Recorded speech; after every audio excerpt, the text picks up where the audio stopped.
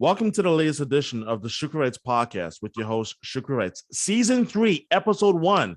New season, new beginning, and a brand new guest. This guy I have watched on TV for a number of years, and I say this with the utmost sincerity.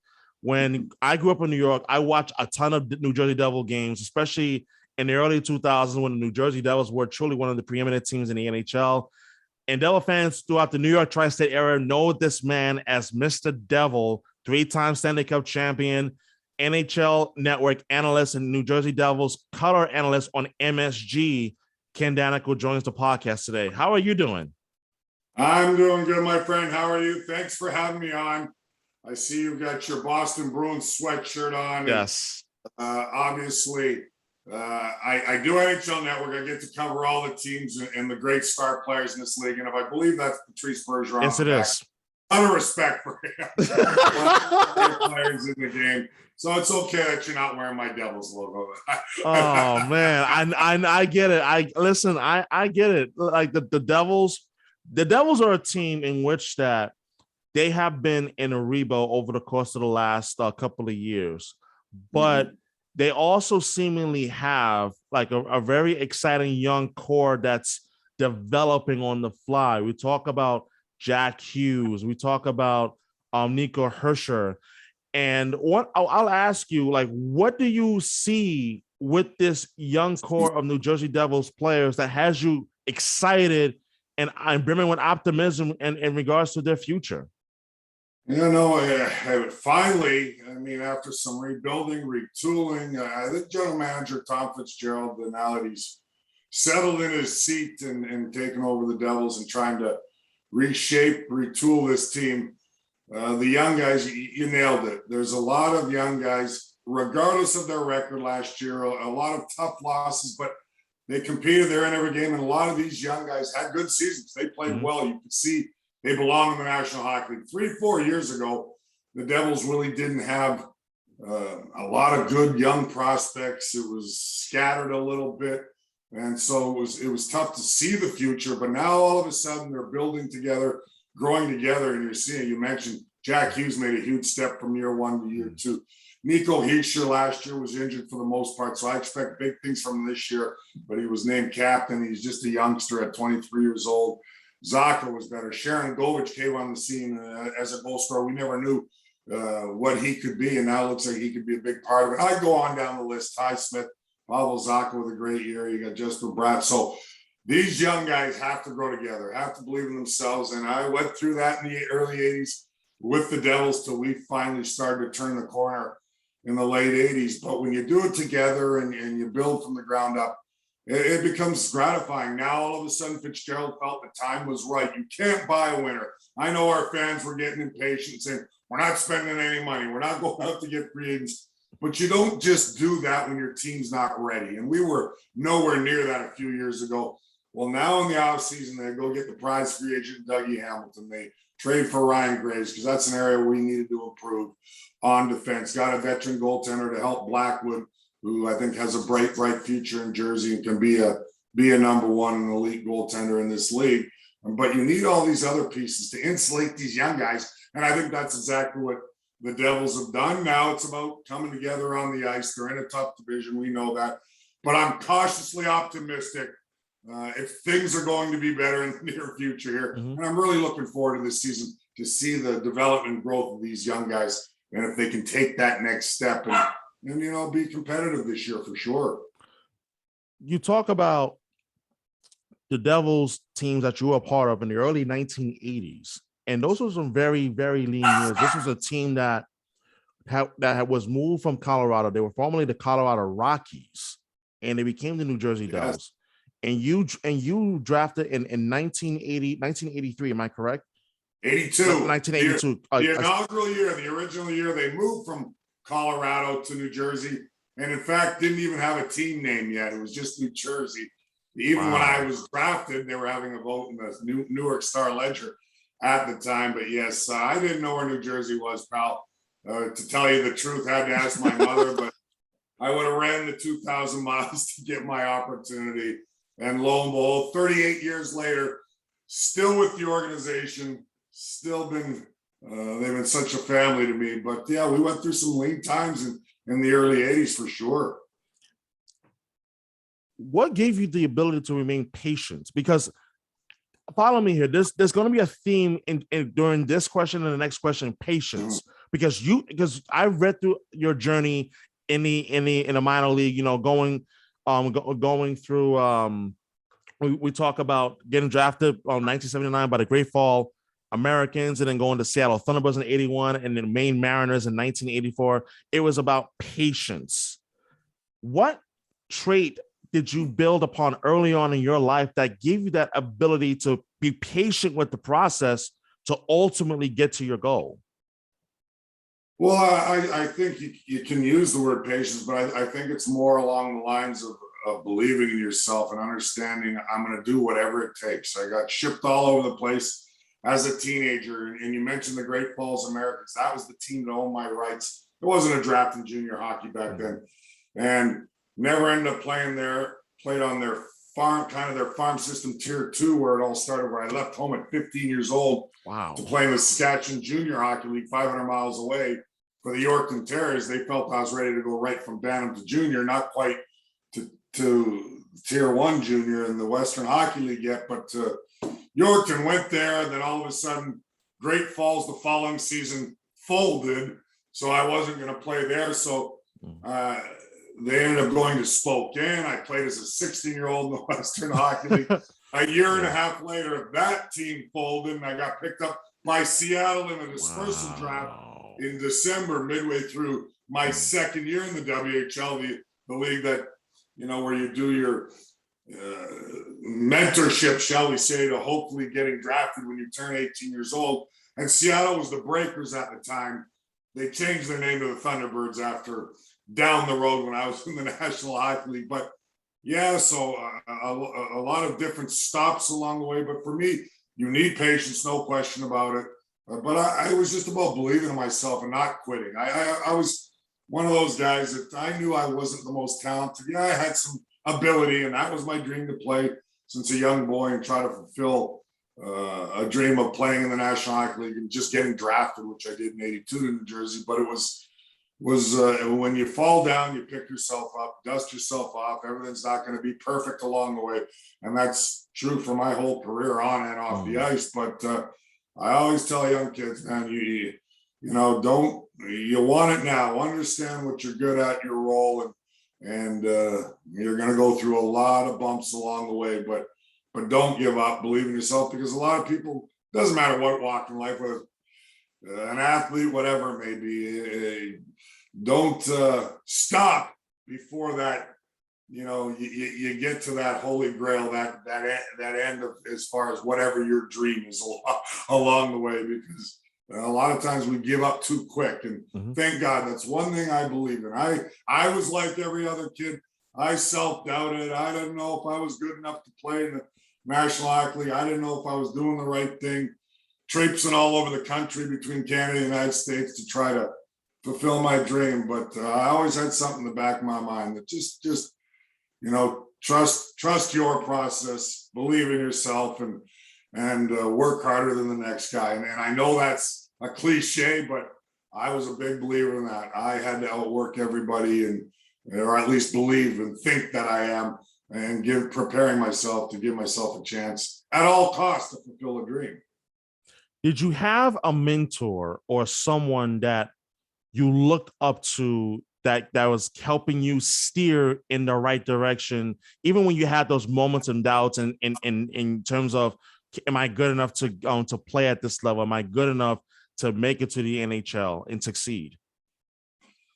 Well, I think you go through phases of mine. I mean, early on, obviously, you look to family, and my father, 91 years old this summer, still living and living in Edmonton, Alberta, where I grew up in Western Canada. And he was a guy from Europe, so he was more of a soccer guy. He didn't come to Canada until he was 22 from Germany, but so English was his second language.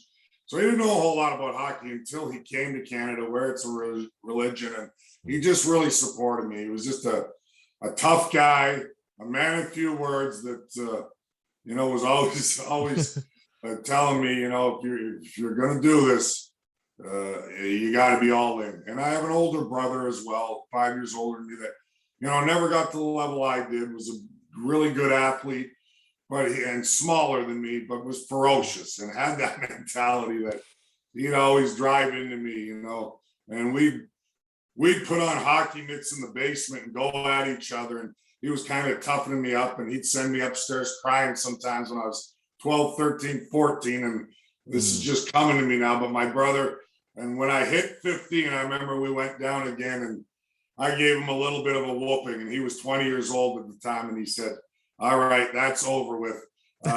He's kind of, I'm ready to pass the torch. As far as he's too big and strong for me now. But my brother was just always one of those guys that, he knew I had something, that it factor, that if, he couldn't fulfill a dream of being, moving along in his hockey career and getting to that next step.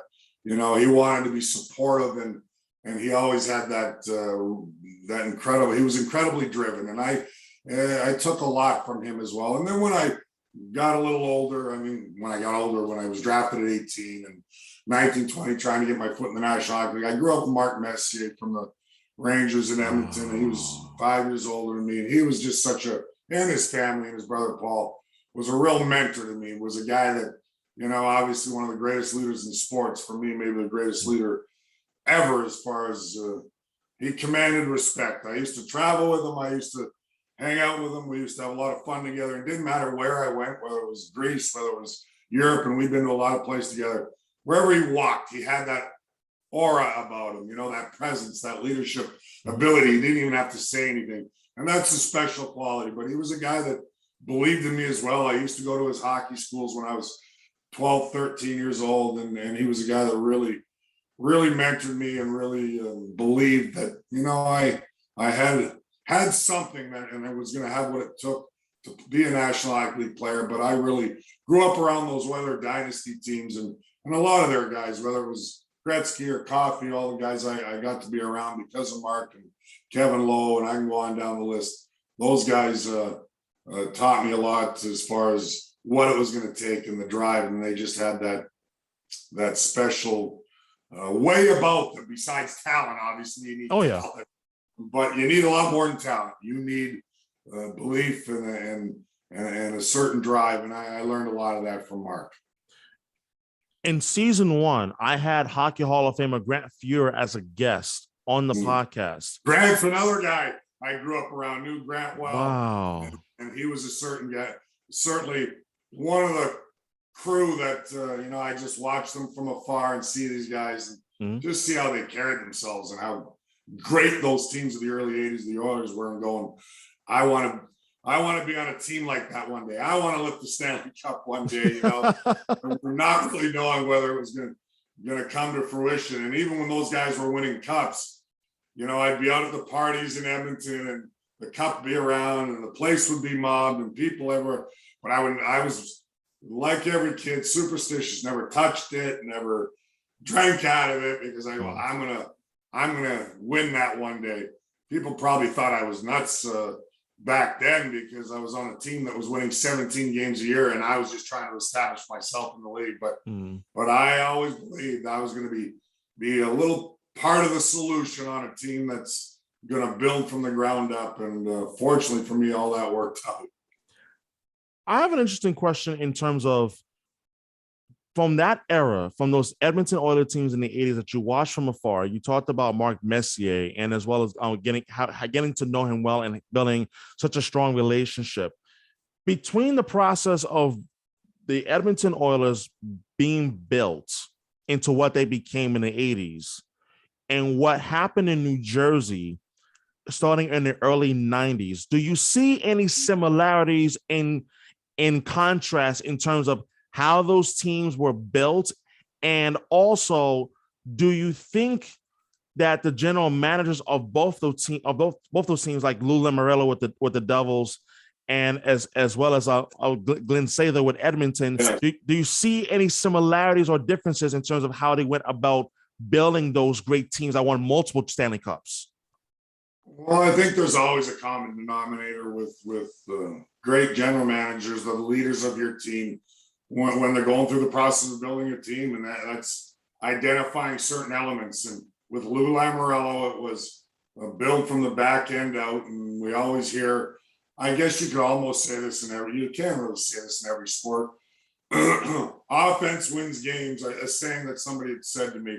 Defense wins championships, and when I say that, don't get me wrong, you want a nice balance. And that was Lou's, that was Lou Lamoriello's mentality, was you need a great goaltender. Well, we were able to finally see that on the horizon with Marty Brodeur coming in the 90s. You need a balanced defense. He liked one puck mover, one offensive guy, and a big, rugged, stay-at-home defenseman. He started to build that with our three pairings when we started to turn the corner. And then up front, he wanted a team that could play anyway. And I think the Edmonton Oilers kind of had that. That means, especially in my era, when the game was physical, some intimidation, could get nasty. Yeah, you needed skill, talent, and a balanced team, but you needed a team that could play it anyway.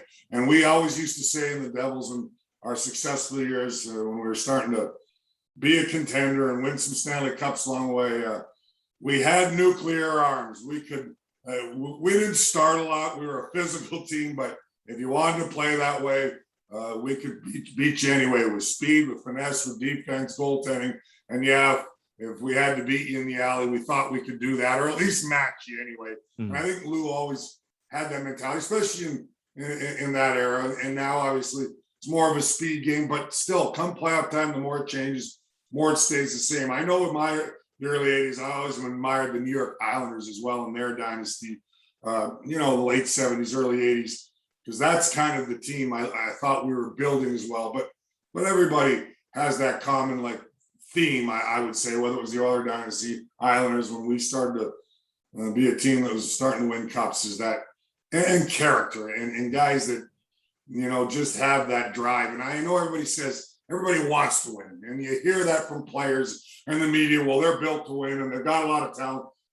The competitive balance in the league year in, year out, is the margin for error is so slim that no, you got to connect it with your mouth to your heart, and understand you need more guys in a core group of guys that have that drive and that character and that heart, and hate to lose more than they love to win, if that makes any sense. Absolutely. And we had that kind of group. And I saw that when I was a kid watching the Oilers from afar and just being around those guys. And I saw it with the Islanders, and everybody asked me, reflect when you're done. And when I reflected, when I was all said and done, it was 5 years down the road. You don't know when you're in it. Yeah, we had the great Scott Stevens and Niedermayer and Brodeur and Patrick Elias for a couple of those cups, but just all Hall of Fame players, and Patrick not quite yet, but we'll see eventually. But you need those core pieces, obviously. But what I saw was just character and grit, and guys that hated to lose. And you need more of those guys than the next team,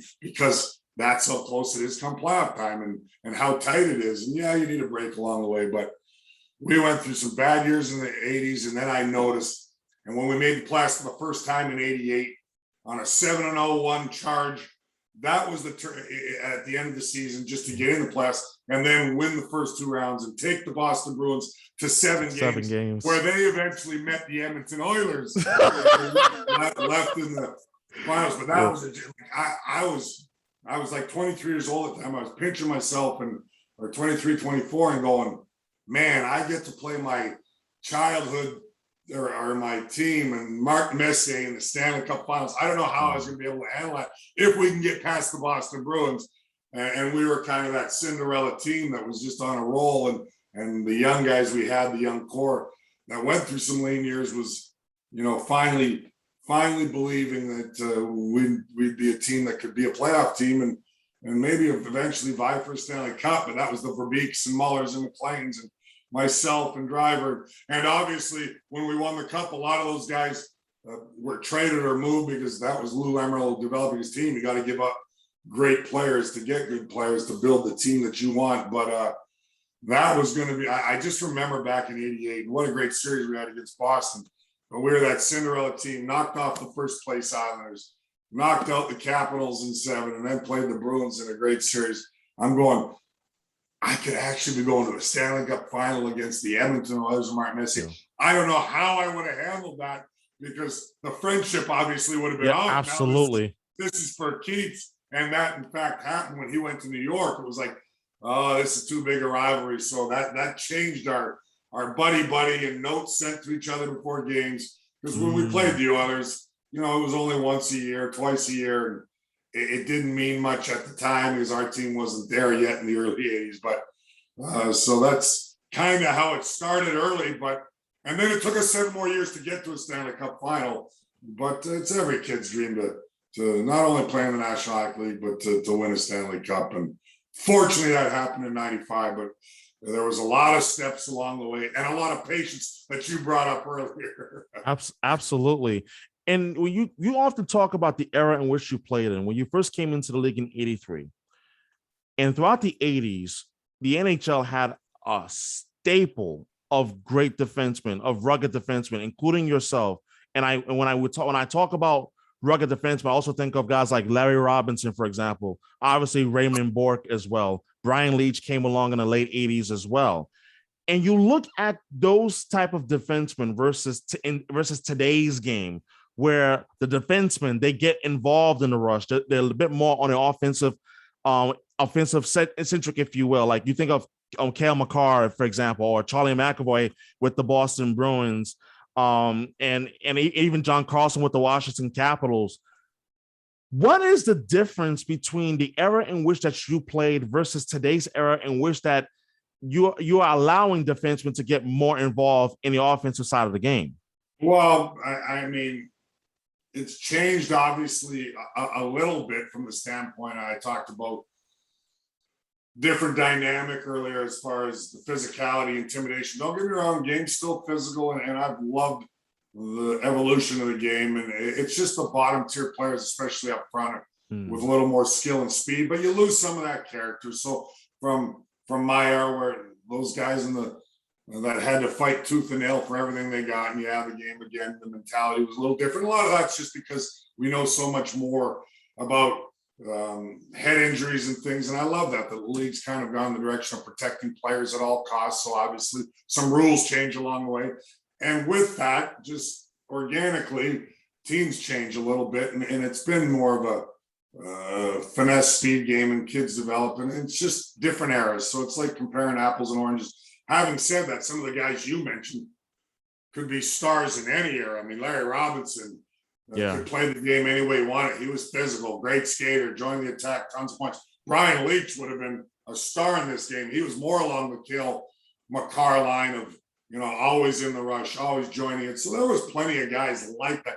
Ray Bourque, 1,500 points in the National Hockey League, one of the great defensemen of all time, but big, strong, physical. So those are really, even in today's game, the type of defenseman every team would covet. A guy that can skate, transition the puck, but in his own zone to play physical. And the Bruins kind of have a guy like that in Charlie McAvoy, because, not only does he play an offensive game and a puck moving game, joining the attack, sustaining the offense in the offensive zone with his forwards and keeping plays alive and all those kinds of great things and skill sets that defensemen have nowadays. But he's also very physical. He's a great hitter as well. So big, strong kid.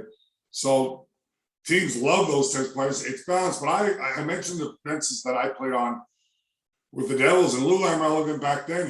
Scott Niedermayer, Ken Daneyko, that was a pairing. Scott Stevens, Brian Rafalski, Colin White, Malakoff. I go to our 2000 team, our second team.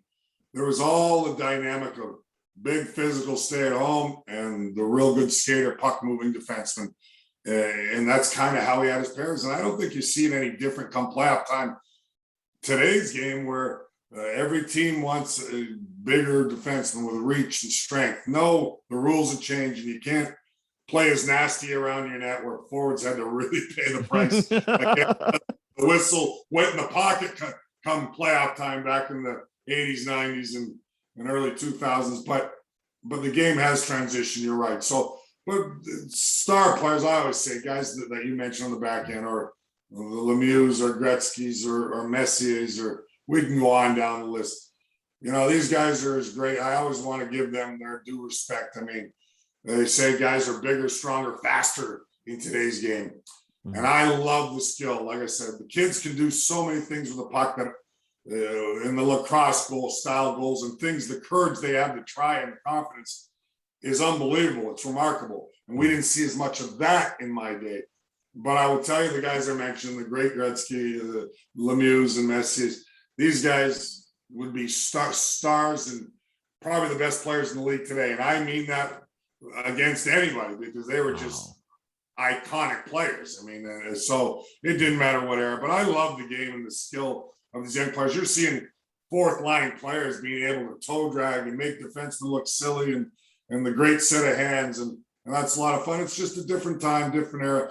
We would have trained differently if we had it back then. But back when I was coming in the league, I had offense. I was a big offensive defenseman in junior, a combination. I had the toughness and physicality, which was going to be my staple and trademark, and a stay-at-home defenseman. But I couldn't translate it National Hockey League, so I had to find a role. And I understood what I had to do. And yeah, to get my foot in the door, I knew I had to be physical and nasty. That was going to get me noticed for sure, because that's the way the game was back then. But you're right. It's evolved, pal. But I mean, I still look at the greats of my time, and boy, it didn't matter what era. If it was today's game, all the great players and the Borks, and like I said, Messi's, Gretzky's, Lemieux. You can go on down the list. Brett Hall. They would be just as good in today's game as well. What made the New Jersey Devils, in your opinion, like begin to really make that seismic change? Because as you mentioned, beginning, it was first you and Scott Niedermayer, and I'm curious to get your take as to what made Scott Niedermayer so special throughout his entire NHL career, and especially given that he won his first 3 Stanley Cups with New Jersey and obviously winning it in 2007 with the Anaheim Ducks. But also, when Scott Stevens was acquired from the St. Louis Blues, in a roundabout way, like which was genius by Lou Lamoriello, by the way, because we were a young, great player, a Hall of Fame player, now president of the Toronto Maple Leafs, Brendan Shanahan, who we could see was going to be a great player. The St. Louis Blues tampered a little bit, made him an offer, kind of that was found out, I believe, along those lines. They illegally made him an offer and kind of were setting the table as far as making it impossible for the Devils to sign him. And so the league determined we were going to get compensation, and they were bantering away, and the arbitrator eventually gave us Scott Stevens, which we couldn't believe. I mean, they were offering great players. And I go back and think about it. The Blues were offering Rod Brindamore and Curtis Joseph. And those are no small names at all. Like those are small names. Two legendary players, great players. Well, Lou Lamoriello shot for the moon and said, well, we think we deserve Scott Stevens, gave his for whatever reason, and that was what the arbitrator awarded. And Scott didn't even want to come to New Jersey at the time because he had just gone to St. Louis and signing a big deal with the Blues in free agency, I believe it was. And he was the captain there, and Lou convinced him. And yes, eventually we got a great leader and one of the most ferocious players and hitters the game has ever seen.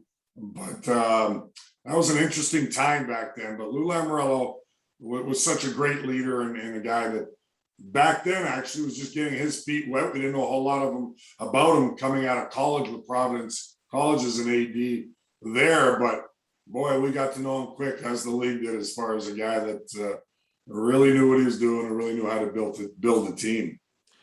Talk about building a team, and you learned an awful lot through adversity and disappointment.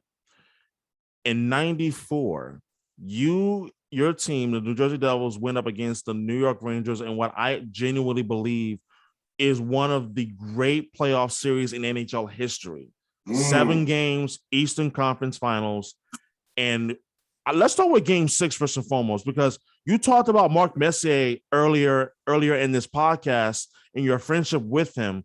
Now facing off against him as he's now the captain of the New York Rangers, as they're trying to end their 54-year Stanley Cup drought. What are your memories and recollections from that series against the New York Rangers?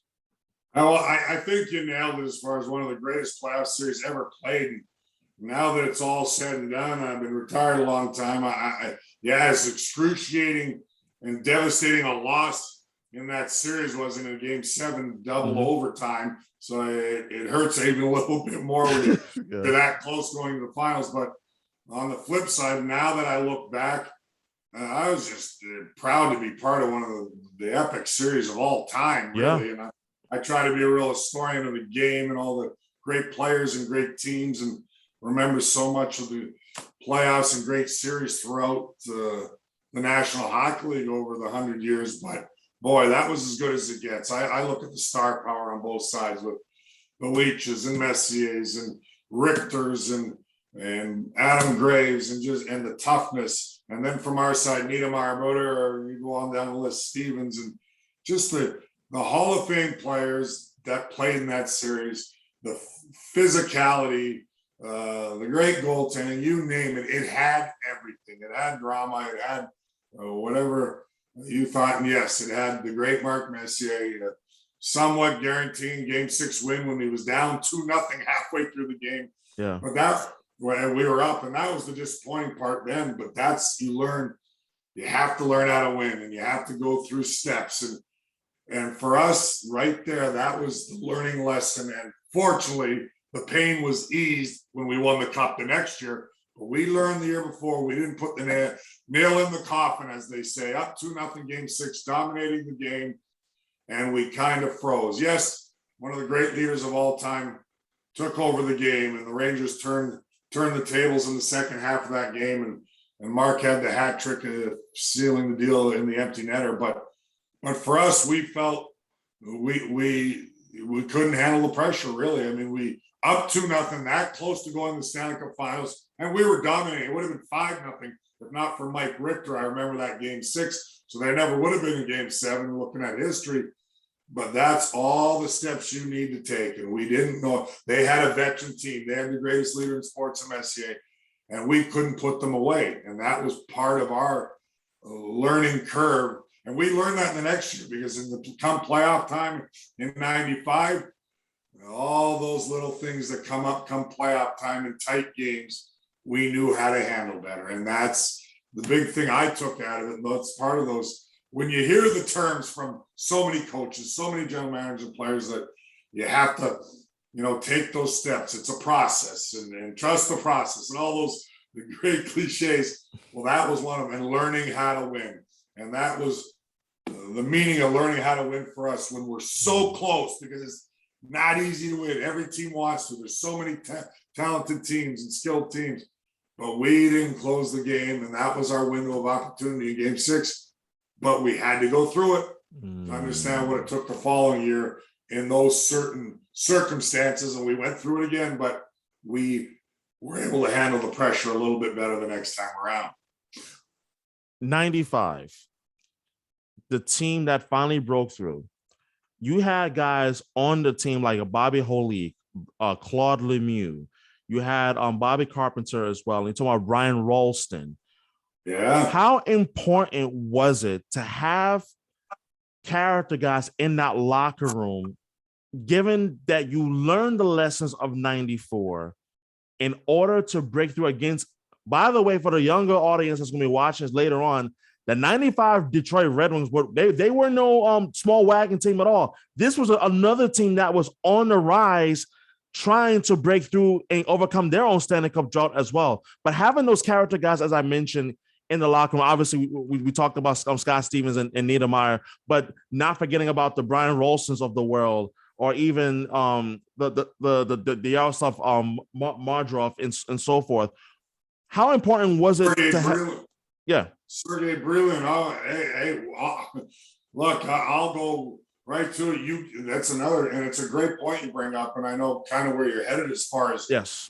Yeah, you need your star guys. You need your top players to be your top players. And we mentioned some of them. Ours was more on defense with Stevens, Niedermayer, and Broder led the way. But Claude Lemieux is one of the greatest playoff players in history of the hockey, of the game. I mean, he was that clutch. A guy that wanted the puck on his stick in the most important times of the game. And he proved it time and time again, scoring big goals on his way to being a 4-time Stanley Cup champion. He was a winner.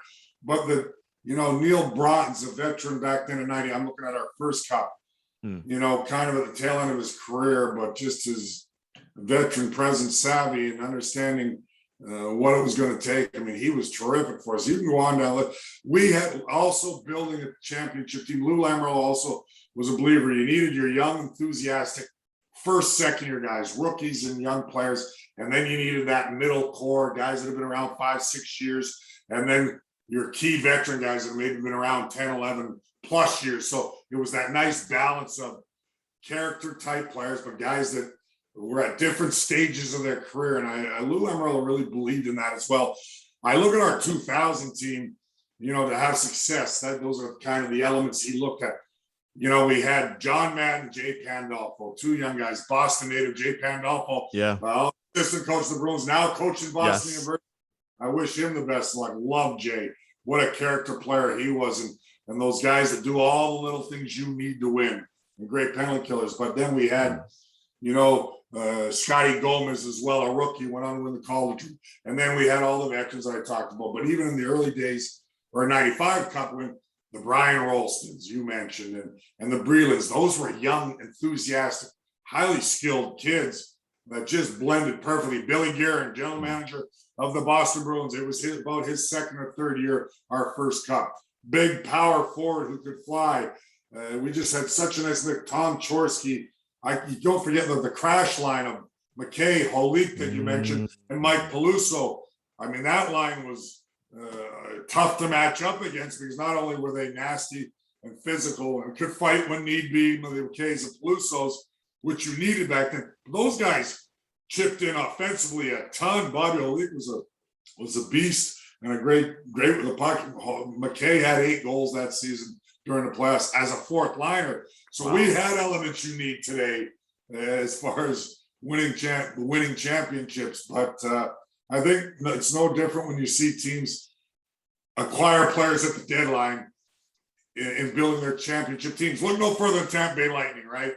Great point. Yeah. Record-setting season 2 years ago. What happened? They got swept by Columbus. And what did they do? They weren't stubborn. Their general manager, Julian Breezeblatt, did an incredible job saying, okay, we got the star guys, but that's not enough. It's enough during the regular season. We got to find the grit. We got to add the Colemans and the Luke Shens and Bogosians on the back end, whether they're in the lineup every night or not, whether they played 10 or 12 minutes or not. Those elements are all needed to go a long way in 4 grueling rounds. And then they added the Gaudreaus and, you name it. But that's the difference of why they're able to take that next step and freed up some of their star guys. They learned how to win in their own zone. They learned how to fight through games and win games 2-1 that they couldn't do the year before when they ran into a buzzsaw in Columbus, or a couple of years ago before they went on to win back-to-back. A buzzsaw in Columbus that in a 7-game series, you can game plan for an all-world team, and they were that good. Absolutely, yeah. But Columbus just frustrated them, bottled them up, but Tampa Bay the following year was able to understand what it took, and that was their process. Yes. But I mean, I look back and reminisce about all that. Again, the more it changes, the more it stays the same. As much as the game has evolved, as much as it has gone to a more skating game, transitional defensemen that join the attack a little bit more. Mm-hmm. But come playoff time, teams want that balance, want everything. And you mentioned the 95 Red Wings. They were stacked. They were heavily favored against us going in that series, probably higher than expected even. And we went on to sweep them, absolutely, because we could play the game any way you wanted, kind of like Tampa Bay did the Stanley Cup years, where we had offense, we could play, we had great goaltending, but we also could certainly stifle you defensively, because that's what our team was made of back then. And like for the younger audience, this was a team that had Vladimir Konstantinov, Steve Yzerman. This was you go on down the list. My former teammate, the great Fetisov, as well, was on that 95 Red Wing team, and they went on to win a couple years later. But one of the greatest defensemen in his prime ever play the game, on the world stage. And Fetisov came to the National Hockey League a little bit later in his career, and he was a great player. But his, during the world stage, the Olympics and things, Fetisov was was all world. Love the guy. Absolutely. One of the most incredible aspects, and when I was reading your story and I was doing research about your story, was in 97, 98, during that season, you decided that it was time to make a change. And you had been very open about your alcoholism. And in fact, I was reading a column that was written about you back from February 3rd, 1998, in which that you were very open and very candid about going to rehab, getting this problem handled, and being able to face the things that you were battling at that time, and that you were so grateful that the New Jersey Devils did not discard you as if you were a piece of meat, and that they remained patient with you. How much did that impact you and your ability to face a human problem and to be able to come out on the other side better for it? Yeah, I think, gosh, you said a lot of good things there. And that I wore my emotion on my sleeve, whether as a player, on, off the ice. And I would say also today, as far as, loyalty, integrity, regardless of going through some tough times. And I certainly did in 97. I was actually playing very well. And it was the first, I think, 6 weeks of the season where the team was doing well. I was having a pretty good year. And, but I had known all along, and I look back, and a lot of people say, was it the pressures of the game? And I go, no, that was the only time I wasn't under pressure. I loved the game. When I was around the team, that was what I loved. It was nothing to do with it. I was a partier. I was a guy that let things cross the line and get over. I played hard on and off the ice. I love the nightlife. I love people.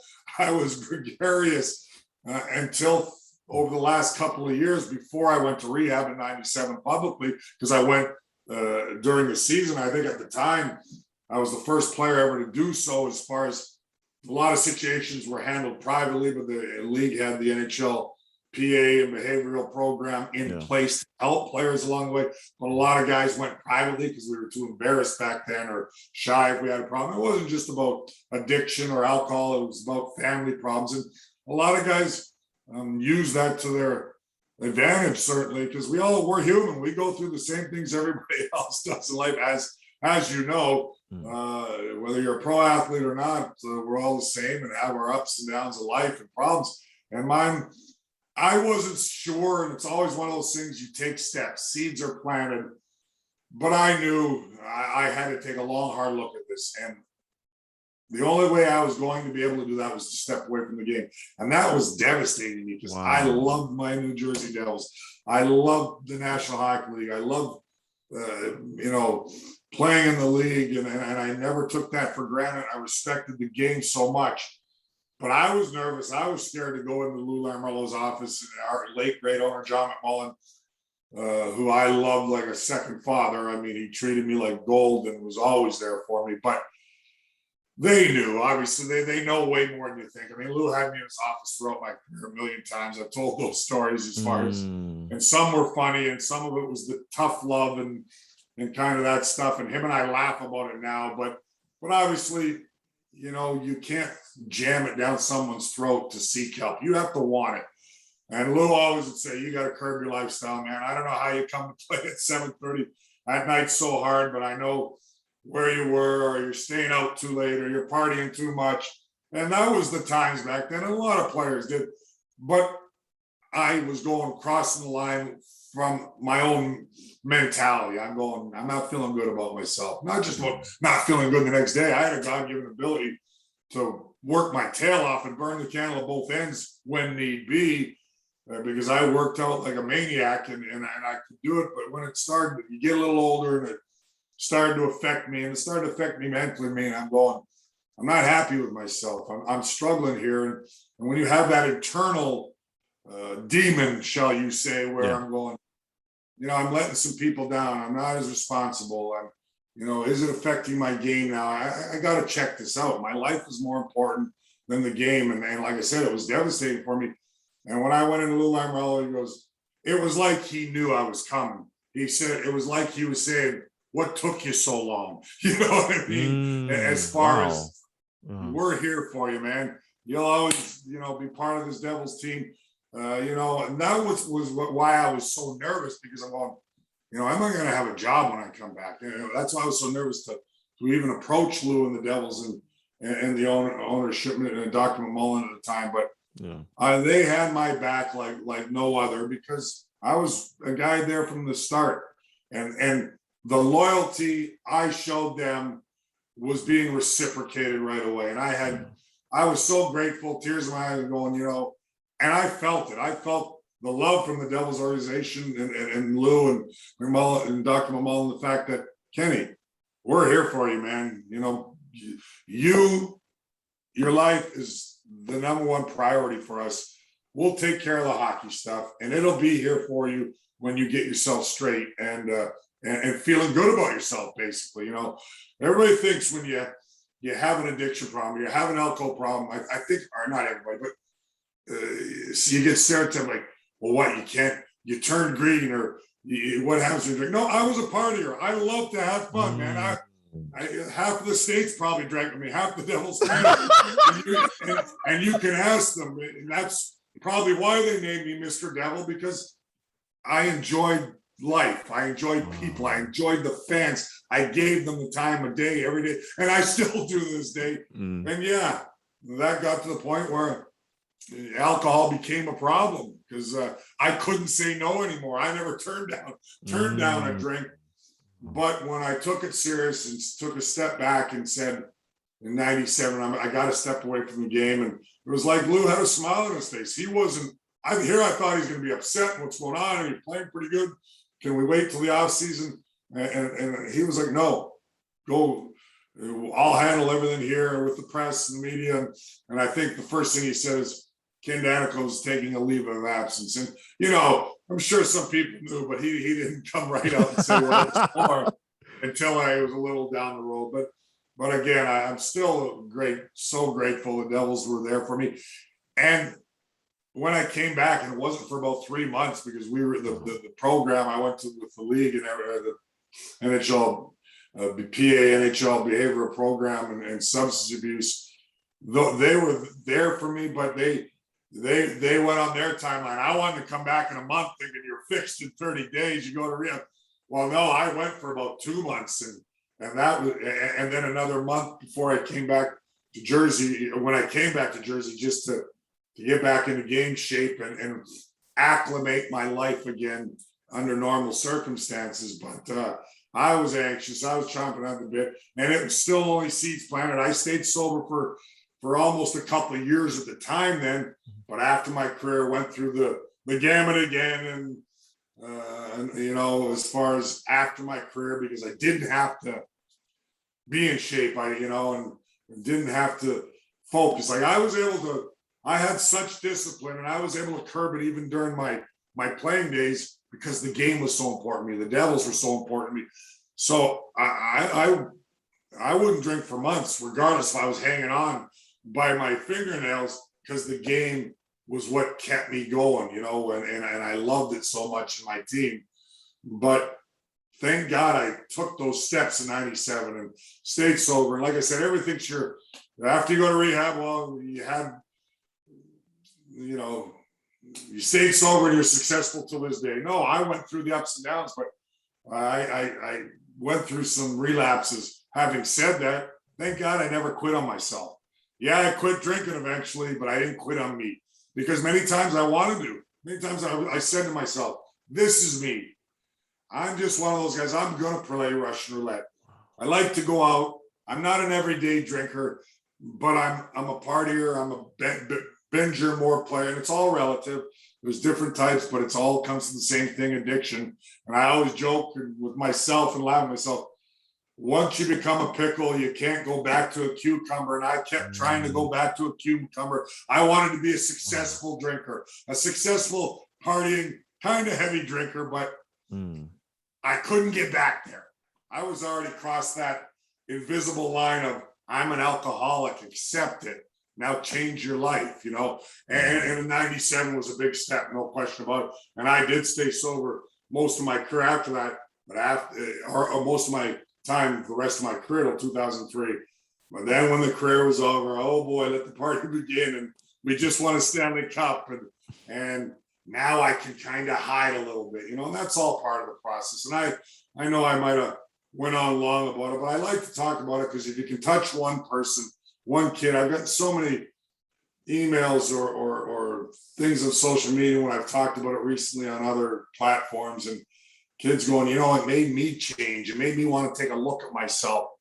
And that's all you're asking. That's, when I can help somebody else, it's still helping me because I'm 10 years sober. August 9th was my sobriety date. And I'm like so proud of it. When I say proud, I had to do it for my life. I might not be here. That's how serious I take it now, because that's the level you get. As you get older, you're taking chances, man. And you're putting your life at risk and other people's lives, or especially where I was going, because it's a progression. I said, you can't go back to a cucumber. Well, I was, playing Russian roulette as I got older and after my career was over. And now that I didn't have to be in as good a shape and could kind of hide a little bit, even though I was with the Devils and doing broadcasting, doing different things in the organization, you still can kind of, or you think you're doing your best job of hiding your problems, you know what I mean? But thank God everything came full circle. But it all started in '97, absolutely. I knew there was something serious wrong when I'm going to step away from the game, because they didn't force me to at the time. It was more, or Luden, and I certainly would have done something in the off season again, but the support the Devils gave me, it was unbelievable. And they still do to this day with our ownership now and the organization. I'm the luckiest guy in the world. I've been with the team 38 years, whether as a player or in the organization in some capacity. And it's family to me. And boy, were they there for me when I was down on my back and at the lowest part of my life and depressed and going through these alcohol problems at the time. Man, it was, like I said, I can chuckle at myself. I've always been that guy that, hid things pretty good. But there were some low times. And I went through, some parts of my life where I'm going, I didn't feel too good about Ken Daneyko. And everybody knew how much I believed in myself on the ice. But came full circle, man. And I'm in a good place today. And if I can help anybody along the way, it helps me stay sober as well. No, I want to say thank you for even sharing your story, because I purposely gave you the floor for you to share everything that you want to share, and you still can do so at whatever that you're most comfortable with, because I understand those stories do help people. And at the end of the day, we are all people that go through different struggles and battle different demons in life. And I find that your story and reading about your story was just so powerful, that what you said just a few moments ago, that you never gave up on yourself, is the most powerful aspect of it all, because it's so easy to do that when you're down in the dumps and you're not feeling, most confident about yourself. But yet you said, I'm not giving up on myself. There are people who who love me and who do care for me, and that you chose counting on me as well. Yeah, they counted on you as well, and you took that to heart. And that in itself is something that I'm even inspired just by listening to your story. Well, you know what? In all honesty, and I look back and sometimes I go on long about it, because you know what? A lot of things flood into your memory in the past, the good, the bad, the indifferent. And here I am, a 3-time Stanley Cup champion on top of the world. At the time, my first rehab, we just had won the Cup in '95. And I went through an empty period even after the Cup. Like, how can I be down? Here I am, happiest guy in the world, fulfilling a dream. And there wasn't enough. Nothing was enough. Like, I couldn't get settled with my insides, as far as I was reaching for more. That you have to be content. Does that make sense with your own life and yourself and a balanced life? And I was a guy that I needed more. I needed everything. You know what I mean? At the time, until I learned, and alcohol was one of those ways to fulfill that void, that emptiness I always had, a pit in my stomach, that I needed more. And I don't know why. I don't know what. Well, I do know why now, because I was an alcoholic. I had an addiction problem, obviously, of never being satisfied. You know what I mean? And alcohol filled that void until it became a problem where, man, I'm like, that I'm not just drinking because I'm happy. Now I'm drinking for an escape for different reasons, whether I'm down, whether I'm happy, whether I'm sad, I'm drinking. And that's a problem, you know what I mean? And so it didn't matter, but that's what made me take a look at it. And you're absolutely right. When I say I didn't quit on myself, believe me, there was many times where I'm going, I just can't get it. Maybe I'm just that guy because I had such sincere efforts and had some sobriety and a lot of sobriety after 97 in my first year when I went public and left the game for a little bit. And then all of a sudden, you know, I'd have a relapse 2 years later after my career, and I'm going, you know, at times I'd say, screw it. This is me. I'm going to have fun when I want to. Yeah, I'm going to get down on myself sometimes because I do care. And I wasn't just winging it. When I went to rehab, I was a model citizen. I was trying my hardest. I was focusing on trying to get myself better, what it's going to take. But I tell any young kid anybody that, you know, knows they have a drinking problem or alcohol problem or addiction problem, that if you don't get it the first time, please don't give up, because there's very few, as I hear from guys that came before me, first time winners, as far as where you hit that plateau. And it's all a day at a time and all those great cliches and you can say, but you hit that plateau of, I'm comfortable in my own skin now. I'm proud of who I am. I was proud of myself as an athlete. I was proud of being a good teammate, proud of accomplishing what I did, proud of playing with my own organization.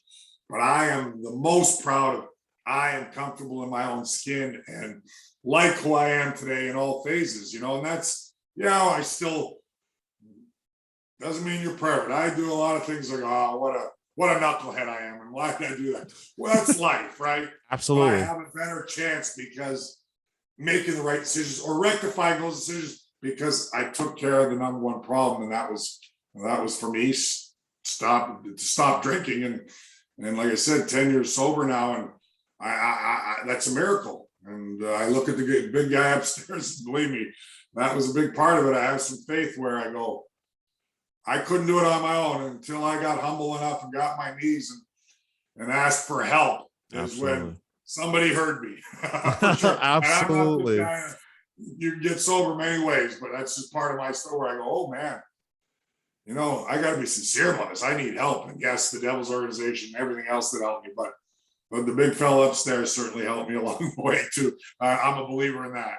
and thankfully that you were able to get the help that you need, and that here you are 10 years sober. And I personally want to say congratulations to you on that, because that's something that is something to be celebrated and be very proud of. And I'm personally very proud of you for that, as someone who I watched you on TV for years, and to be able to have and share this conversation with you is something that I genuinely mean it from the bottom of my heart. I really appreciate that, Shukri, because it is.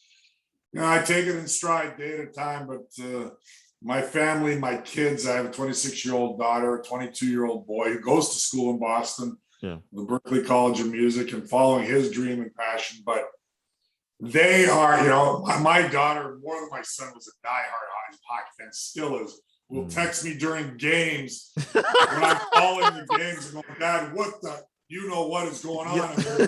They're playing like crap. And I go, Taylor, I'm calling a game. I'm working now. And she goes, okay, bye. Like, she's so into it.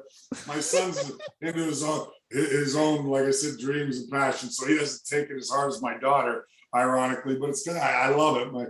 But they're so proud of me too. And that's what that pulls at the heartstrings, right? I mean, my kids, you know, they saw it. They always knew a little more than you think, even at a young age. I mean, they're sponges, they absorb. Well, now that they're adults, I mean, that I can really be there for them. Like, I mean, be there for them as far as when they're having issues in their life and the conversations, right? Yeah. That I have an answer, or I at least have a suggestion. Whereas when I was drinking, I didn't, because it was all about me. I was in my own world, you know, and caught up in it. And yeah, I was there for them, but not there for them. And so and it's noticeable. My kids notice, and that makes me feel good inside and warm inside, you know. And but yeah, I love when my daughter talks hockey with me, and like I tell, but I get a kick out of. she's texting me during a game and they're playing like crap, Dad. What's going on? I go, Taylor, let's discuss this after the game. I'm calling the game. But yeah, that's the most important thing that you can really, again, and even if I go here or there because things come to my mind, that certainly is something that I am happy about, proud about, that I can be there for my kids, because they're adults, but they're still your little babies. They still need guidance. Absolutely. And look, I want to shift the conversation to the early 2000s. That was a 4-year stretch in which the Devils, in terms of any other team in the NHL, with the exception of the Detroit Red Wings and even the Colorado Avalanche, they were among the true preeminent teams in the NHL. But there was something about that 99-2000 Devils team that I personally remember most. And I want to touch on something that happened late in that season, in which that there was a coaching change, in which the Devils were struggling towards the end of the season, and Lou Lamoriello said, "Enough. We're gonna have Larry Robinson take over as head coach." What are your recollections from that moment in time, and how much did that change help the Devils, especially when they fell behind 3-1 to the Philadelphia Flyers in the 2000 Eastern Conference Finals? Yeah, that doesn't happen too often, right? You fire a coach in the first week of March when you're in first place. At the time we were, when they decided, Lou Lamoriello had decided to make a coaching change at the time, but we had raised the bar to that level as an organization, like the New York Islanders did in the late 70s and 80s, like the Edmonton Oilers dynasty team, like the Detroit Red Wings later on, or the Pittsburgh Penguins nowadays, where you set the bar at Stanley Cup or bust. It doesn't mean it's going to materialize every year, because there's so many great teams, and the competitive balance is always at an all-time high during the league, where during the year where any team can possibly win, or a handful of teams. But that is something I look at as far as the 2000 team, and boy, that team was stacked. We always believed we had a chance to win the cup, but Lou Lamoriello made that change. Not many GMs would have been bold enough when you're in first place, even though we were going through a little mini slump, you would say, at the end of the year there. But he felt this was our best team. He felt Larry Robinson, who had so much respect, was assistant coach in '95, legendary player, Hall of Famer. Stanley Cup rings on every finger, as far as a player and as a coach. And, if you couldn't respect him, who could you? He was considered a player's coach, no question. So Lou decided to go with Larry Robinson, and because it was Stanley Cup or bust for that team. And obviously, you mentioned down 3-1 in the Eastern Conference Finals to the Flyers. They were a great team. And Eric Lindros. Yeah, Lindros and the Legion of Doom. Well, that was the '95 line of Legion of Doom, but Lindros in 2000. And just so many great players in that team. But to come back from 3-1 deficit, I think we're only fourth team or something like that to come back in history along those lines, as far as an Eastern Conference Final, down 3-1.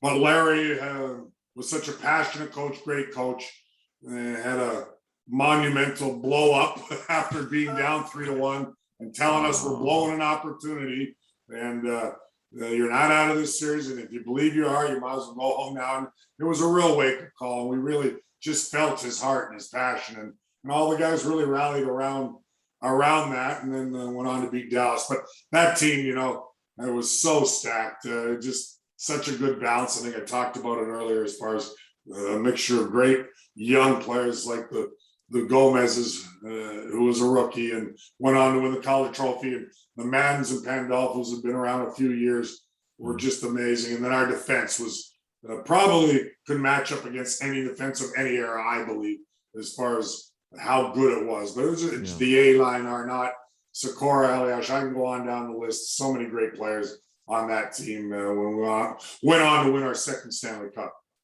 You talk about the young guys like Scott Gomez, for example, as we just mentioned, about who won the Calder Trophy, and as well as You talk about on Jason Arnott, who scored the cup-winning goal in Game 6 in Dallas.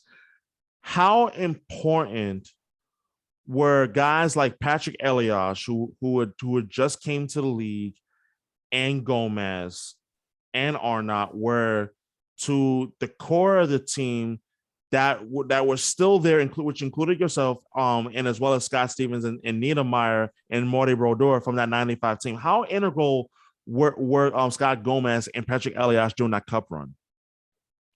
Well, those guys were the future, the up-and-coming young players that bring that youth enthusiasm, and yes, highly skilled hockey players. Patrick Elias, the greatest Devils offensive player of all time. He was a great two-way player, and no coincidence, his numbers retired as well. But those guys were such good young players with energy, enthusiasm. It keeps you young too as an older guy, becoming older, and veteran guys that have had a taste. So we give them that experience, and they give us that skill and enthusiasm and drive to keep pushing, to be the best, to have that hunger to win again, because those guys hadn't won. You know what I mean? That's their first Stanley Cup run.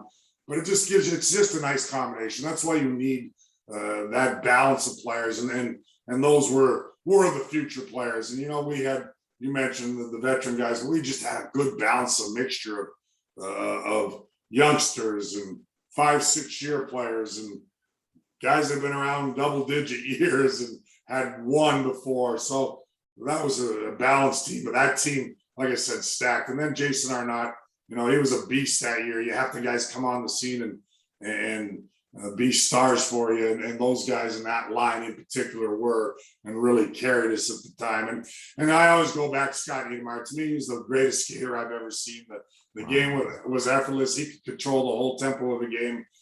Just one of my favorite people on and off the ice. But as far as on the ice, one of the greatest defensemen I've seen. I don't care. Just look at numbers with Scott Niedermayer in his career. I look at just the way he controlled the whole tempo of the game because of that great skating ability. And I put him in the likes as far as skaters like the Bobby Orrs, who was the greatest I've ever seen. And I was only a kid watching him, and the greatest skater I've ever seen, and Paul Coffey's and the great skaters. But to me, as good a skater as the game will ever see. And the game was just effortless to him. So he made the game a lot easier when I was his partner, for me, for sure.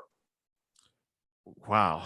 You talk about Bobby Orr, and even as a Bruins fan, like that name, I still very much hollows, like just rings such a deep resonating bell here in Boston, across New England, among Bruin fans. I can't imagine what Bobby Orr could do today. Oh my gosh.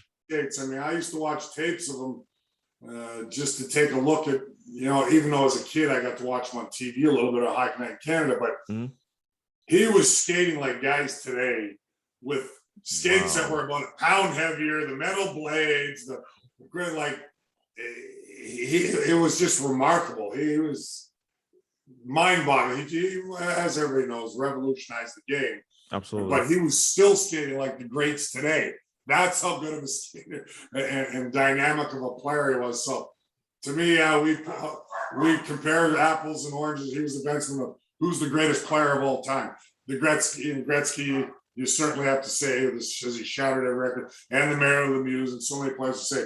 But Bobby Orr, he's maybe the greatest of all time, and only played 9 years because he changed the game completely. And obviously Gordie Howe and everybody else. But I love having those, bantering that around. I never picked one, but Bobby Orr, they had the technology with knee surgeries, whatever, and he would have it was just a shame he only played, I think, 9 years, because the greatest of the greats, as we all know. he played 9 years in Boston, and I think the 1 year he played with Chicago with the Blackhawks to wrap up his career. And 2001. Now, 2001 was a very interesting year. You still had Larry Robertson, the head coach. The team, by and large part, was still intact from the previous Stanley Cup run. But the Colorado Avalanche, and there was some guy by the name of Ray Bork who became really the national story, and at least in the hockey world, over the course of a 2-week stretch. The Devils were up 3-2, Game 6 at Old Continental Airlines Arena. They lose that game 6, and you have to go back to Denver for that game 7. What do you remember most about dealing with the pressure of trying to win a game 7 on the road, which is something that you did not have to do in 95 to win the cup, or in 2000 to win the cup? Yeah, well, I obviously knew it was going to be tough. I always said game 7s are a coin toss. Doesn't matter where you play them, especially come playoff time, meaning a break here, a bounce there. But our opportunity was in game 6 to close it out at home. And I look at it very similar. I go all the way back to 94 and the Rangers when we couldn't close it out in game 6. And look, Colorado was an elite team, a great team. They were stacked. We felt we were as well. But to have them down 3-2 going back home in game 6, you know, when I look back, you know, we always believed we could win game 7, and we had another bullet in the chamber, as I like to say, as far as, but if we lose, we still got another opportunity. But looking back, that was our opportunity. We had to close it out in game 6 because it was going to be awfully difficult to go back to Colorado and win game 7, especially with their home crowd. And you mentioned Ray Bourque and trying to win the cup first time in his career as he left Boston to go to Colorado, and the Sakic's and the great players they had. But the difference in game 6 was very similar to 94. I said Mike Richter was the difference in game 6. Patrick Roy was the difference in game 6 in 2000. Mike Richter in 94, where we were up 2-0, and he stood in his head. Well, game 6, not if I remember, we dominated the first period, all over them, threw everything but the kitchen sink at them. And they were up 1-0 after 1, you know, on a long shot by Adam Foote late in the first period. And it kind of set us on our heels and gave them some life and belief, because we were dominant in the first and had majority of scoring chances. Patrick Ross played unbelievable. He was that good. That's why he's one of the greatest of all time. And then Colorado found their footing. They ended up winning that game, I think 4-0, but it was all because Patrick Roy, early on, it changed the whole momentum of the game and shifted it. And they were able to carry that momentum and confidence going into game 7. We believed we could win. We had the drive. That was disappointing, no question, because everybody says, well, you went to the cup 4 times, you won 3, not bad. No, to win back to back, you know how special that is. I remember flying back on the plane with Scott Stevens, sitting beside each other, and how demoralized we were, going, God, we're that close, that close. When you get that close to winning back to back, to winning 3 cups in what that would have been 4 years. Time, 4 years. Yeah. That's dynasty territory, right? Yeah. And it was tough. But look, hats off. Now it's all said and done in Colorado. They're a great team. They had as talented a team as anybody, but we just couldn't get it done in game 6. And that's sports. You got to understand along the way. When you have that window of opportunity, you've got to you certainly have to shut the door when you can. And they had great players, and Patrick Roy was outstanding in game 6. He was outstanding throughout the whole series. 2002, 2003. And when I think about that season, there's 2 major memories that come to mind. Obviously, the Devils winning the Stanley Cup, but the late Patrick Burns, who I have an immense amount of respect for, he was the head coach of that team. And you entered your last season, or turned out to be your last season in the NHL, playing on that New Jersey Devils team that was primed to make another Stanley Cup run. There's a 2-part question. The first part question I want to ask you is, what are your memories for playing for Pat Burns during that last season with the New Jersey Devils, and as well as what made Pat Burns different in terms of his coaching versus Larry Robinson and Jacques Lemieux in 95? Oh, wow. I mean, every coach has their own strengths and weaknesses, you would say, I guess, just like any player, just like we all do. But the great ones have a strength. Pat was a great motivational coach. He was a very fiery guy. I didn't always see eye to eye with him. I've always been honest about that. And I was at a different stage in my career. I mean, your role diminishes a little bit, and that's just natural progression as you get older. I was 39 at the time. But so we bump heads because I was a competitor at times. But Pat just brought such a great passion to the game and a drive and will to win. And, you know, the difference, Larry was maybe a little more even keeled. Jacques Lemaire was probably more of a tactician as far as, you know, set plays and defensive schemes and those kinds of things. And Pat was kind of a combination of both. I mean, he was a combination of, he was built on defense like the Robinsons and Lemaire's, and that was his forte, but he also, you know, allowed you to open it up a little bit. But he was just a real fiery, emotional coach and a guy that you wanted to play hard for sure, and run through a brick wall for. And God rest his soul. Like I said, we didn't always see eye to eye, but I was in and out of the playoffs that year in the lineup and hadn't played in the finals. And as everybody knows, he put me in game 7 and that final 30 seconds. Yeah, I was so grateful to him just to get in the game, number one. And yeah, obviously to play, I knew that was my last game, my last shift, to be out there and to go out on top was amazing. And I always told him I was forever indebted to him because I'd said it many times on many platforms and podcasts that I thought he was nuts putting me back in game 7. I just wanted to win now. I'd played enough. I'd been, you know, part of the playoffs and a part of the team at the time as far as getting us there where we were at the time in the Stanley Cup Finals. But I hadn't played for 2 weeks, so I thought he was nuts to put me in, but he thought I could give them a little lift and the fans and everything else. And like I said, I was very grateful to get back in the lineup in game 7 and end my career on a Stanley Cup championship. No better way to go out. There's 2 more questions left I want to ask you. In regards to today's players, you talk about the top defensemen in the league right now.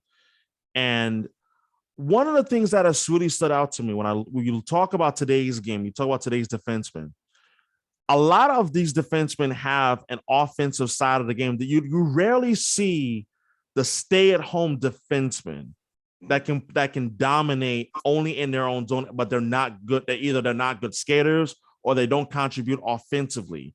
When you look at the top defensemen in the league currently right now, you look at McAvoy or even Chris Letang or Dougie Hamilton now with the New Jersey Devils, who in your mind is the best defenseman and your favorite defenseman to watch in the league right now in today's game?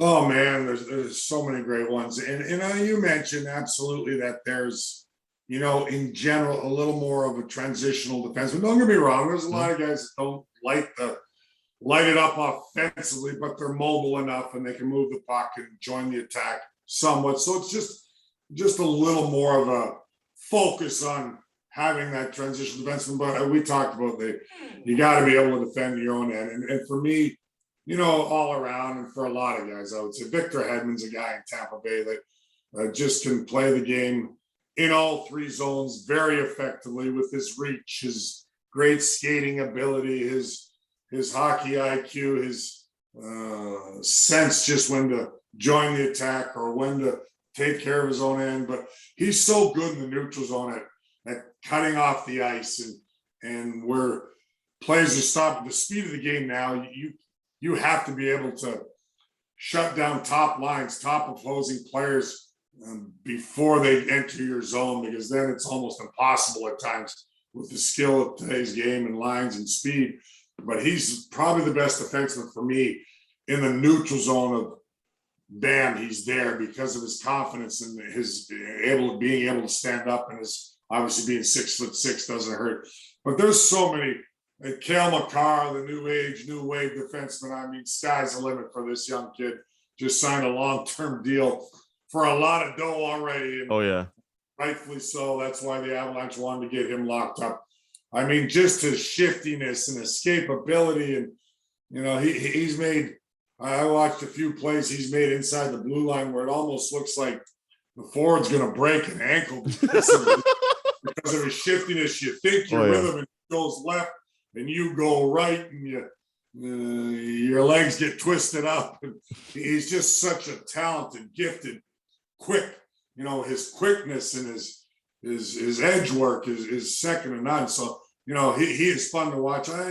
so many great events. And Charlie McAvoy, like I said, for me, and not just that you're in Boston and the Bruin guy, is that good all-around guy too, because he can change the game with a big open ice hit, and I love that. You know, every once in a while, when need be, he can rock you with a big hit that can change the game, not just by an end-to-end rush, which he's capable of as well, or the big shot or whatever it may be. But, you know, you mentioned John Carlson won the Norris a few years ago, you know, has been a real good defenseman for the Capitals. We can go on down the list. So many great defense. You mentioned Letang in his time, although he's getting a little older now, but still playing at a high rate, very effective. But if you're asking me the best defenseman in the league, it still is Victor Hedman as far as all-around game. No question about it. Adam Fox in New York, can't forget him. I mean, did second year in the National Hockey to win the Norris Trophy, and he deserved it. By the way, he's that type of defenseman, that transitional guy, very smart hockey player, creative, very tough to contain when he's twisting and turning and coming out of his own zone. But he played against, people forget, he played against top competition. So he played well defensively, just doesn't by his hockey sense, and is maybe not with physicality, by his positioning and effective stick breaking up plays. And, you know, so there's different ways to defend today's game. And a lot of these young defensemen that are really good offensively, but they're such smart players, they're able to defend with their mind, with their positioning, with their great skating ability to close the gap. Adam Fox did all of that and then some. And he is a great young defenseman that's going to be great in this league for a long time. Last question I want to ask you. The Tampa Bay Lightning, they're going to be entering the new season. That here we are in early September. Training camp is right around the corner, and I can't be more excited. But there are some teams around the league that I look at and I say, I think this team could really sneak up on some people and surprise a lot of people in terms of getting to the Stanley Cup playoffs and making a deep run. The Lightning, they are the hunted. They are going to gun for a third straight Stanley Cup. After all they did, they went out and they signed some guy named Corey Perry, who just played in the Stanley Cup final with the Montreal Canadiens. If you look across the league, whether if it's in the Eastern Conference or in the Western Conference, who do you see as the best team that could challenge Tampa Bay, given their depth? They got the best defenseman in the league in Victor Hedman. They got the best goaltender right now in Andrei Vasilevsky. And they still were able to retain guys like Patrick Maroon, who has been vital in the back-to-back Cup wins, and as well as Braden Point. And we can't forget about Steven Stamkos as well. What team out in the NHL right now do you see as the one team that could challenge Tampa Bay to potentially prevent a three-peat from happening? You know, I think there's a few, and that's what we love about the National Hockey League playoffs. It's unpredictable because anybody can beat anybody. You get on a roll at the right time, but you got to give Tampa Bay a lot of credit, especially in today's game. I think to win back-to-back is remarkable. It's tough. It's real tough because I talked about my era and the competitive balance. Well, it was usually 3 or 4 teams that you thought for that 5-year, 8-year period where I'm talking about my career from 95 to 2003. Yes. It was Detroit, Pittsburgh, the Devils, Dallas, you throw in there at the time. You thought Philadelphia, even though they didn't quite get there or win it, they went there against Detroit 97, came close against us in the Eastern Conference Finals in 2000, where they could have very well went on to win the Stanley Cup. But there was a handful of teams. Now that you knew 1 or 2 of them were going to be in the finals, right? Yeah. Now in today's game, I'm a believer that you could name 12 to 13 teams that you could say they got a chance to be in the final. They got a chance to be a Stanley Cup champion. That is what I love about the game, the competitive balance of this league, because every team has star power. The difference with the Tampa Bay Lightning, that's why it was so impressive for them to win back-to-back. They lose some key pieces. That line of Gord, Coleman, and certainly Gaudreau was as important as any line. Yeah, they had all their stars doing their thing, but that line was as important as anybody to them going on to win back-to-back Stanley Cup championships. But they fill the voids. They fill with those role guys. And you mentioned Corey Perry. That's what they're trying to do because of the cap system and issues. They have to fill the void with reasonable contracts, and Corey Perry at the stage of his career can still be a valuable player. We see that come playoff time, he's still very effective. And some of the young guys, Matthew Joseph, can step in, they think, and take that next step, as well as Ross Colton, to fill some of the gap missing from that great line. But having said that, it's going to be tough for Tampa to three-peat. You've nailed two things where I totally agree with you. They have the best defenseman. They have the best goaltender. They have the defenseman. It's close. They have the best goaltender for me by a long shot. The guy is that good. Yeah. And goaltending is everything. So even if they're outplayed, he gives them a chance. I mean, it's remarkable and unfathomable to think what he did after a loss. Shutouts, 4 straight games, and his numbers are off the charts, whatever they are, if I have them accurate, what Vasilevsky has done. And they're going to have him for a long time. So you have to be able to solve them. So now to the teams that can challenge, Florida Panthers right now, which I was shocked how good they were last year. Yeah. They gave them all they can handle. They were one of the only teams that could score against Tampa Bay with regularity, even in round one. In the round one that they played them, it was round one, right? Am I correct? No, you're absolutely correct. Yes, I'm like going back. Seems so long ago now. I know it was the first round, but the Panthers, they gave them a fight. Lot of great pieces if their goaltending can match. If Bobrovsky can get back to being, and I still give him an opportunity. It's only been 2 years. Sometimes it takes time to get acclimated to a new team and the pressure of that big deal. And Spencer Knight, who's he going to be? He looks like he's going to be a great young goaltender. But that team and Aaron Ekblad's going to be happy. I think Tampa, they can give them fits because now there's a rivalry in Florida. We all love it, but they match their intensity and drive. And now it's about taking that next step. They might be a team. Carolina's right on the cusp. I always look at the Bruins. It's in their DNA. The Penguins never count them out, right? The Capitals. But for me, it's probably Florida, Carolina out east right now. But I could throw in so many teams. And I mentioned the Bruins are always a contender because of their DNA. The New York Islanders came that close as well. Can they add another piece to offense? Maybe they can be the team to upset Tampa. And out west, the same culprits, Colorado. They're looking to advance. They're right. What about there. Vegas? Vegas, no question about it. They are right there. I think Dallas can have a big bounce back year. It was just, It was one of those years. They were a year removed from the Stanley Cup Finals. They're a good, solid team. Can the Blues get back? Who knows? I'm not so sure. But those are teams that are always going to be mentioned. Who am I missing out west? I look at Vegas and Colorado as the top dogs for sure. And like there is one team in the West I think you might be missing, and I like to hear your take on this.